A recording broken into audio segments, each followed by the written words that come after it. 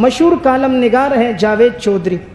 Column in کے جنگ اخبار میں چھپتے تھے، ایکسپریس میں بھی ان کے کالم آتے ہیں. انہوں ایک واقعہ انہوں نے ذکر کیا تھا جسے ڈاکٹر عبدالغنی فاروق نے مکافات عمل میں لکھا.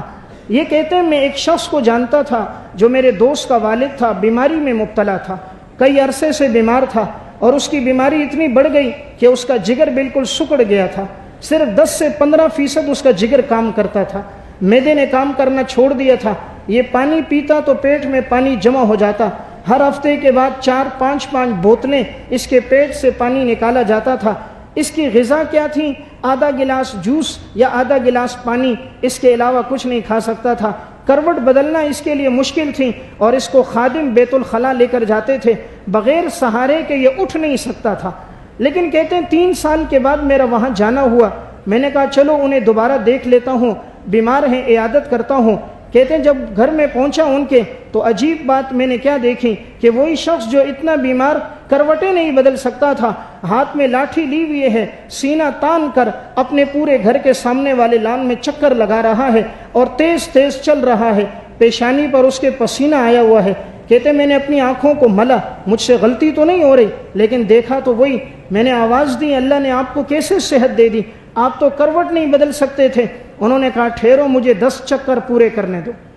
گھر کے لان میں چکر لگاتے لگاتے 10 چکر جب پورے ہو گئے میرے قریب آ کر بیٹھے تو انہوں نے پوچھا آپ نے کہاں سے علاج کروایا، کس ڈاکٹر سے دوا لی، کس ہسپتال میں گئے اللہ نے آپ کو شفا دے دی.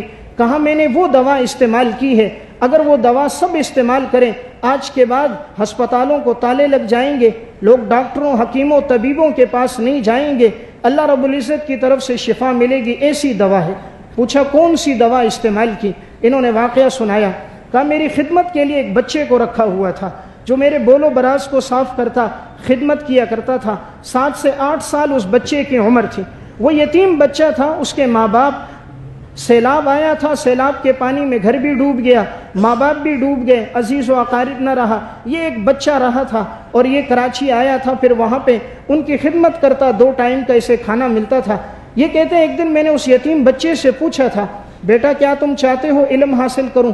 اس بچے نے کہا میں چاہتا ہوں لیکن مجھے کون پڑھائے گا، میں تو پڑھ نہیں سکتا، ماں باپ کا انتقال ہو گیا، فقیر اور تنگ دست ہوں. اس شخص نے کہا میں نے جب اس بچے کی معصومیت دیکھی، اس کی آنکھوں میں آنسو دیکھے، میں نے کہا بیٹا تم میری خدمت نہ کرو، تم پڑھو، تمہاری تعلیم کا جتنا خرچہ ہوگا میں برداشت کروں گا. کہتے ہیں میں نے اپنے مینیجر کو بلایا اور اس سے کہا اس کو اچھے اسکول میں تعلیم دو، دنیا کی بھی تعلیم دو، دین کی بھی دو، جتنا خرچہ ہوگا مجھ سے لو. کہا جیسے اس بچے کو تعلیم پہ لگایا ہر اگلے دن مجھے صحت نظر آتی گئی. پہلے میں آدھا گلاس پانی لیتا تھا، اب 1 گلاس. پہلے اٹھ نہیں سکتا تھا، اب بغیر سہارے کے اٹھنے لگا. ہر دن مجھے افاقہ محسوس ہونے لگا.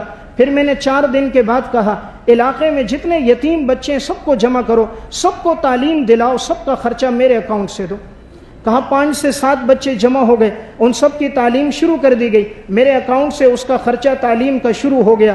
کہا 7 بچوں کی تعلیم شروع ہوئی، 3 ہفتے نہیں گزرے تھے، آج میں ایسا صحت مند ہو گیا ہوں، بغیر سہارے کے اٹھتا ہوں، بغیر سہارے کے بیت الخلا جا رہا ہوں. اور وہ چکر لگا رہے تھے. انہوں نے دوبارہ اس سے کہا حاجی صاحب آہستہ آہستہ چلو کہیں گر نہ جاؤ. وہ رکے اور ایک جملہ کہا جس درخت کی چھاؤں میں یتیم بچوں کو تعلیم ملتی ہو اللہ اس درخت کو پھر اتنی جلدی گراتا نہیں، اللہ اس کی چھاؤں کو طویل کر دیتا ہے.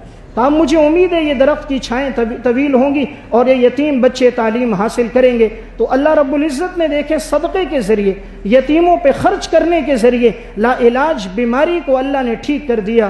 تو جو رب کے نام پہ دیتا ہے آخرت میں تو رب نوازتا ہی ہے، دنیا میں بھی دیتا ہے.